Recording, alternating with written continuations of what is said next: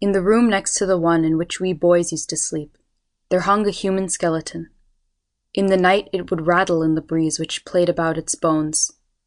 In the day these bones were rattled by us. We were taking lessons in osteology from a student in the Campbell Medical School, for our guardians were determined to make us masters of all the sciences.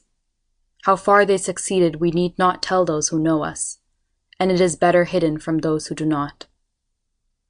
Many years have passed since then.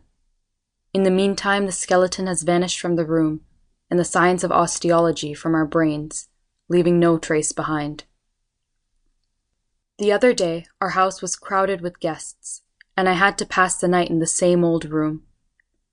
In these now unfamiliar surroundings, sleep refused to come, and as I tossed from side to side, I heard all the hours of the night chimed, one after another, by the church clock nearby. At length the lamp in the corner of the room, after some minutes of choking and spluttering, went out altogether. 1 or 2 bereavements had recently happened in the family, so the going out of the lamp naturally led me to thoughts of death. In the great arena of nature, I thought, the light of a lamp losing itself in eternal darkness, and the going out of the light of our little human lives, by day or by night, were much the same thing. My train of thought recalled to my mind the skeleton. While I was trying to imagine what the body which had cloaked it could have been like, it suddenly seemed to me that something was walking round and round my bed, groping along the walls of the room. I could hear its rapid breathing. It seemed as if it was searching for something which it could not find, and pacing round the room with ever hastier steps. I felt quite sure that this was a mere fancy of my sleepless, excited brain, and that the throbbing of the veins in my temples was really the sound which seemed like running footsteps. Nevertheless, a cold shiver ran all over me. To help to get rid of this hallucination, I called out aloud, "Who is there?" The footsteps seemed to stop at my bedside, and the reply came, "It is I. I have come to look for that skeleton of mine."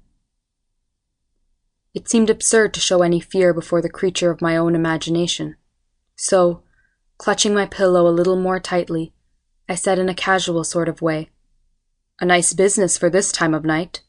Of what use will that skeleton be to you now?"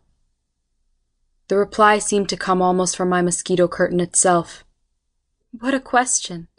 In that skeleton were the bones that encircled my heart. The youthful charm of my 26 years bloomed about it. Should I not desire to see it once more? "Of course," said I, "a perfectly reasonable desire. Well, go on with your search while I try to get a little sleep." Said the voice, "But I fancy you are lonely." "All right, I'll sit down a while, and we will have a little chat. Years ago I used to sit by men and talk to them, but during the last 35 years I have only moaned in the wind in the burning places of the dead. I would talk once more with a man as in the old times." I felt that someone sat down just near my curtain. Resigning myself to the situation, I replied with as much cordiality as I could summon, "That will be very nice indeed. Let us talk of something cheerful." "The funniest thing I can think of is my own life story. Let me tell you that." The church clock chimed the hour of 2. "When I was in the land of the living, and young, I feared one thing like death itself, and that was my husband. My feelings can be likened only to those of a fish caught with a hook, for it was as if a stranger had snatched me away with the sharpest of hooks from the peaceful calm of my childhood's home, and from him I had no means of escape. My husband died 2 months after my marriage, and my friends and relations moaned pathetically on my behalf. My husband's father, after scrutinizing my face with great care, said to my mother-in-law, 'Do you not see? She has the evil eye?' Well, are you listening? I hope you are enjoying the story?" "Very much indeed," said I. "The beginning is extremely humorous." "Let me proceed then. I came back to my father's house in great glee. People tried to conceal it from me, but I knew well that I was endowed with a rare and radiant beauty. What is your opinion?" "Very likely," I murmured. But you must remember that I never saw you. What? Not seen me? What about that skeleton of mine? Ha ha ha! Never mind. I was only joking. How can I ever make you believe that those two cavernous hollows contain the brightest of dark, languishing eyes, and that the smile which was revealed by those ruby lips had no resemblance whatever to the grinning teeth which you used to see? The mere attempt to convey to you some idea of the grace, the charm, the soft, firm, dimpled curves, which in the fullness of youth were growing and blossoming over those dry old bones, makes me smile. It also makes me angry. The most eminent doctors of my time could not have dreamed of the bones of that body of mine as materials for teaching osteology. Do you know, one young doctor that I knew of actually compared me to a golden champak blossom. It meant that to him the rest of humankind was fit only to illustrate the science of physiology, that I was a flower of beauty. Does anyone think of the skeleton of a champak flower? When I walked, I felt that, like a diamond scattering splendor, my every movement set waves of beauty radiating on every side. I used to spend hours gazing on my hands which could gracefully have reigned the liveliest of male creatures. But that stark and staring old skeleton of mine has borne false witness to you against me, while I was unable to refute the shameless libel. That is why of all men I hate you most. I feel I would like once for all to banish sleep from your eyes with a vision of that warm, rosy loveliness of mine, to sweep out with it all the wretched osteological stuff of which your brain is full. I could have sworn by your body, cried I, if you had it still, that no vestige of osteology has remained in my head, and that the only thing that it is now full of is a radiant vision of perfect loveliness, glowing against the black background of night. I cannot say more than that. I had no girl companions, went on the voice. My only brother had made up his mind not to marry. In the zenana I was alone. Alone I used to sit in the garden under the shade of trees and dream that the whole world was in love with me, that the stars with sleepless gaze were drinking in my beauty, that the wind was languishing in sighs as on some pretext or other it brushed past me, and that the lawn on which my feet rested, had it been conscious, would have lost consciousness again at their touch. It seemed to me that all the young men in the world were as blades of grass at my feet, and my heart, I know not why, used to grow sad. When my brother's friend, Shekhar, had passed out of the medical college, he became our family doctor. I had already often seen him from behind a curtain. My brother was a strange man, and did not care to look on the world with open eyes. It was not quite empty enough for his taste, so he gradually moved away from it until he was quite lost in an obscure corner. Shekhar was his one friend, so he was the only young man I could ever get to see. And when I held my evening court in my garden, then the host of imaginary young men whom I had at my feet were each one a Shekhar. Are you listening? What are you thinking of? I sighed as I replied, I was wishing I was Shekhar. Wait a bit. Hear the whole story first. One day, in the rains, I was feverish. The doctor came to see me. That was our first meeting. I was reclining opposite the window, so that the blush of the evening sky might temper the pallor of my complexion. When the doctor, coming in, looked up into my face, I put myself into his place and gazed at myself in imagination. I saw in the glorious evening light the delicate wan face laid like a drooping flower against a soft white pillow, with the unrestrained curls playing over the forehead, and the bashfully lowered eyelids casting a pathetic shade over the whole countenance. The doctor, in a tone bashfully low, asked my brother, might I feel her pulse? I put out a tired, well-rounded wrist from beneath the coverlet. Ah, thought I, as I looked on it, if only there had been a sapphire bracelet. I have never before seen a doctor so awkward about feeling a patient's pulse. His fingers trembled as they felt my wrist. He measured the heat of my fever. I gauged the pulse of his heart. Don't you believe me? Very easily, said I. The human heartbeat tells its tale. After I had been taken ill and restored to health several times, I found that the number of the courtiers who attended my imaginary evening reception began to dwindle till they were reduced to only one, and at last in my little world there remained only one doctor and one patient. In these evenings I used to dress myself secretly in a canary-colored sari, twine about the braided knot into which I did my hair a garland of white jasmine blossoms, and with the little mirror in my hand, betake myself to my usual seat under the trees. Well, are you perhaps thinking that the sight of one's own beauty would soon grow wearisome? Ah, no, for I did not see myself with my own eyes. I was then one and also two. I used to see myself as though I were the doctor. I gazed, I was charmed, I fell madly in love. But, in spite of all the caresses I lavished on myself, a sigh would wander about my heart, moaning like the evening breeze. Anyhow, from that time I was never alone.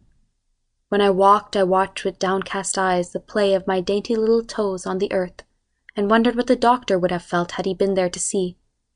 At midday the sky would fill with the glare of the sun, without a sound, save now and then the distant cry of a passing kite.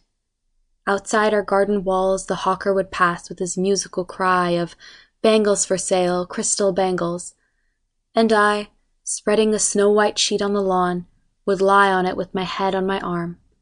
With studied carelessness the other arm would rest lightly on the soft sheet, and I would imagine to myself that someone had caught sight of the wonderful pose of my hand, that someone had clasped it in both of his and imprinted a kiss on its rosy palm, and was slowly walking away. What if I ended the story here? How would it do? Not half a bad ending, I replied thoughtfully. It would no doubt remain a little incomplete, but I could easily spend the rest of the night putting in the finishing touches. But that would make the story too serious. Where would the laugh come in? Where would be the skeleton with its grinning teeth? So let me go on. As soon as the doctor had got a little practice, he took a room on the ground floor of our house for a consulting chamber. I used then sometimes to ask him jokingly about medicines and poisons, and how much of this drug or that would kill a man. The subject was congenial, and he would wax eloquent. These talks familiarized me with the idea of death, and so love and death were the only two things that filled my little world. My story is now nearly ended. There is not much left. Not much of the night is left either, I muttered. After a time I noticed that the doctor had grown strangely absent-minded, and it seemed as if he were ashamed of something which he was trying to keep from me. One day he came in, somewhat smartly dressed, and borrowed my brother's carriage for the evening. My curiosity became too much for me, and I went up to my brother for information. After some talk beside the point, I at last asked him, "By the way, Dada, where is the doctor going this evening in your carriage?" My brother briefly replied, "To his death." "Oh, do tell me," I importuned. "Where is he really going?" "To be married," he said, a little more explicitly. "Oh, indeed," said I, as I laughed long and loudly. I gradually learnt that the bride was an heiress, who would bring the doctor a large sum of money. But why did he insult me by hiding all this from me? Had I ever begged and prayed him not to marry, because it would break my heart? Men are not to be trusted. I have known only one man in all my life, and in a moment I made this discovery.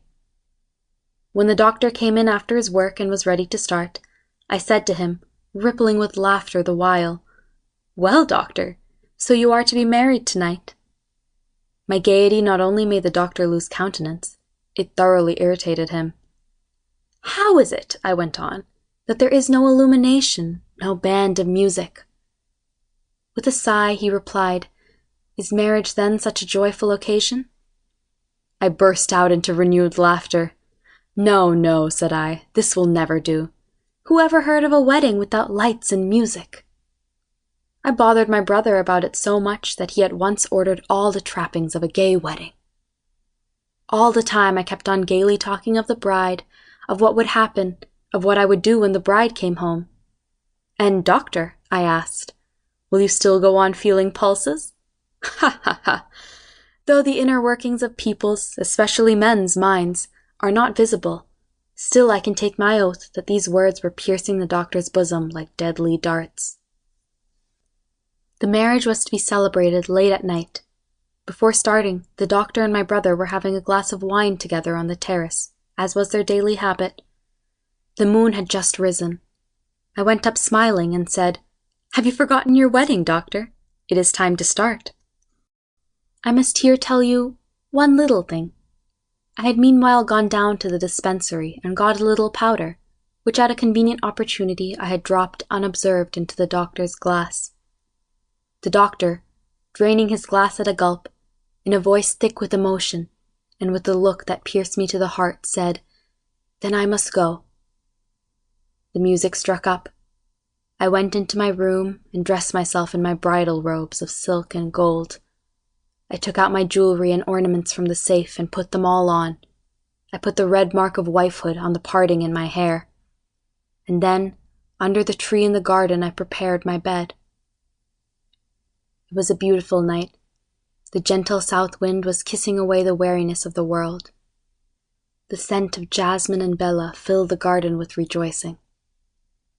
When the sound of the music began to grow fainter and fainter, the light of the moon to get dimmer and dimmer, the world, with its lifelong associations of home and kin, to fade away from my perceptions like some illusion, then I closed my eyes and smiled.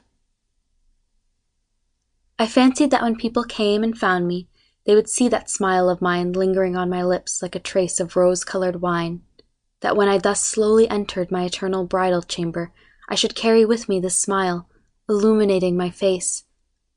But alas for the bridal chamber! Alas for the bridal robes of silk and gold! When I woke at the sound of a rattling within me, I found 3 urchins learning osteology from my skeleton. Where in my bosom my joys and griefs used to throb, and the petals of youth to open one by one, there the master with his pointer was busy naming my bones. And as to that last smile, which I had so carefully rehearsed, did you see any sign of that? Well, how did you like the story? "It has been delightful," said I. At this point the first crow began to caw. "Are you there?" I asked. There was no reply. The morning light entered the room.